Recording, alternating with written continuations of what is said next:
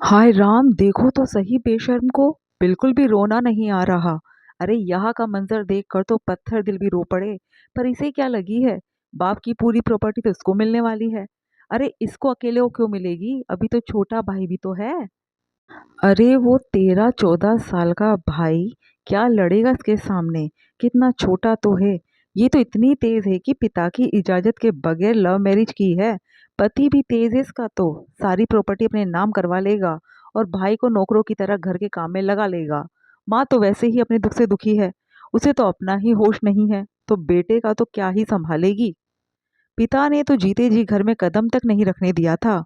अब उसके जाते ही देखो कैसे आ गई यह अपना हक जताने के लिए। अरे पर मैंने तो सुना है कि उसके माता पिता उसके ससुराल जाकर इससे मिल भी आए थे, और वो लोग तो इसे अपना भी चुके हैं। मिल आए होंगे। ऐसी बेटियों को तो घर में कदम भी नहीं रखने देना चाहिए। जितने मुंह उतनी बातें। पर दुख इतना भारी था कि इन सब बातों के लिए फुर्सत कहाँ। कुछ बातें मानसी के कानों तक पहुंच रही थी, पर अभी घर का माहौल ऐसा था कि वो कुछ कह नहीं सकती थी। रिश्तेदारों ने तो पहले ही बातें बनाई थी और अब भी बातें बना रहे थे। अभी फिलहाल तो उसे अपनी माँ को संभालना था।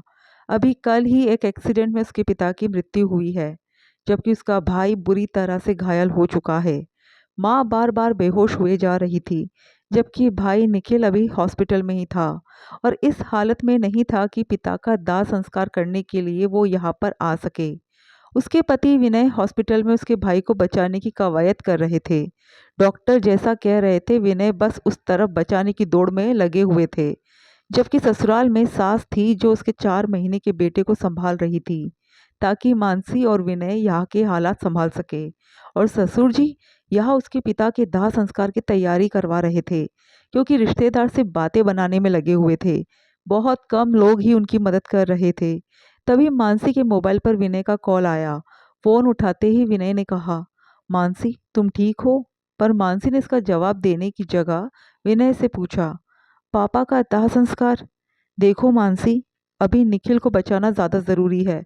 मैं यहाँ उसे इस हालत में छोड़कर नहीं आ पाऊंगा। देखो वहाँ दाह संस्कार की तैयारी तो हो ही गई है। तुम ही पापा का दाह संस्कार कर दो। सुनकर मानसी की रुलाई फूट पड़ी। इसका रोना सुनकर विनय बोला, मानसी ये समय रोने का नहीं है। अगर तुम कमजोर पड़ गई तो तुम्हारी मम्मी को कौन संभालेगा? इसलिए हिम्मत से काम लो। पापा है ना वहाँ पर, वो तुम्हें बता देंगे कैसे क्या करना है। और हिम्मत रखकर अपने पापा का दाह संस्कार करो। कहकर विनय ने फोन रख दिया।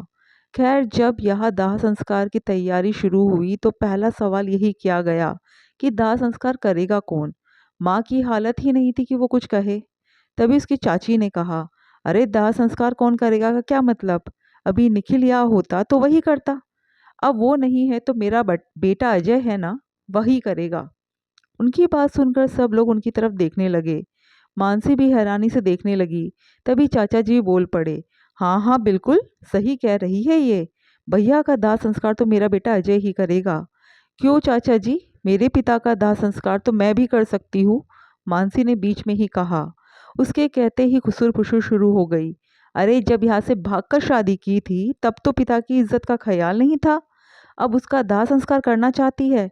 निकल यहाँ से, क्या लेने आई है यहाँ पर? चाची ने दुत्कारते हुए कहा। अरे ऐसे कैसे आप बात कर सकती है इससे? इज्जत से बात कीजिए, मानसी के ससुर जी ने कहा। आप तो चुप ही रहिए। आपको हमारे परिवार के मामले में बीच में बोलने की जरूरत नहीं है, अचानक चाचा जी ने कहा। क्यों नहीं बोल सकता मैं?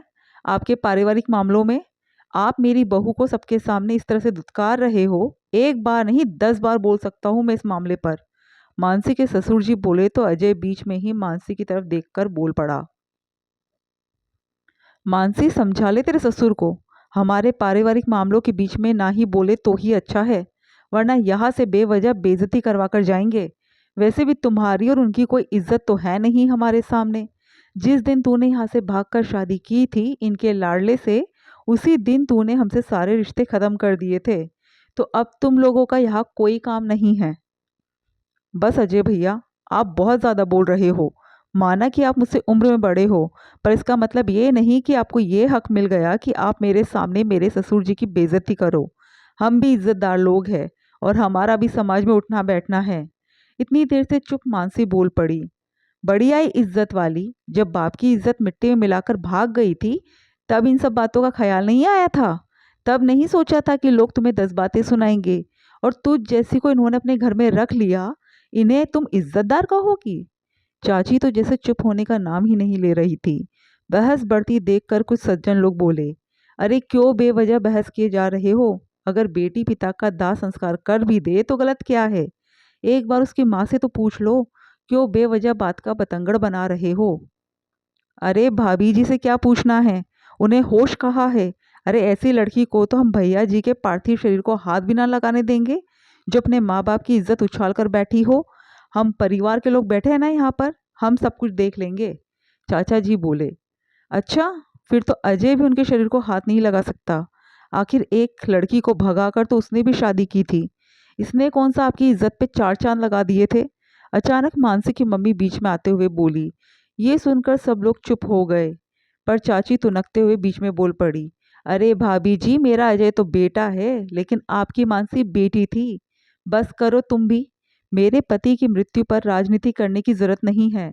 बेटी और बेटे ने एक ही गलती की है, लेकिन बेटी को सजा ज्यादा क्यों?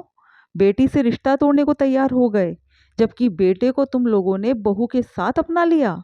और तुम लोग अपने आप को मेरा परिवार कहते हो। तुम लोग यहाँ अपने भैया के दाह संस्कार पर राजनीति कर रहे हो, पर जिसे बचाया जा सकता है उसे बचाने की कोशिश तक नहीं कर रहे हो। मानसी की माँ ने कहा तो सब चुप हो गए। मेरे पति का दाह संस्कार उनकी बेटी ही करेगी। सुन लिया सबने? आखिर मानसी की माँ ने अपना निर्णय सुनाते हुए कहा, जिसका कई लोगों ने स्वागत भी किया तो कुछ लोगों ने इसे गलत ठहराया। आखिर अपने पिता का दाह संस्कार खुद मानसी ने ही किया, जबकि चाचा चाची इतने नाराज हो गए कि उन्होंने तो रिश्ता ही तोड़ लिया और उसी समय वहां से अपने घर रवाना हो गए।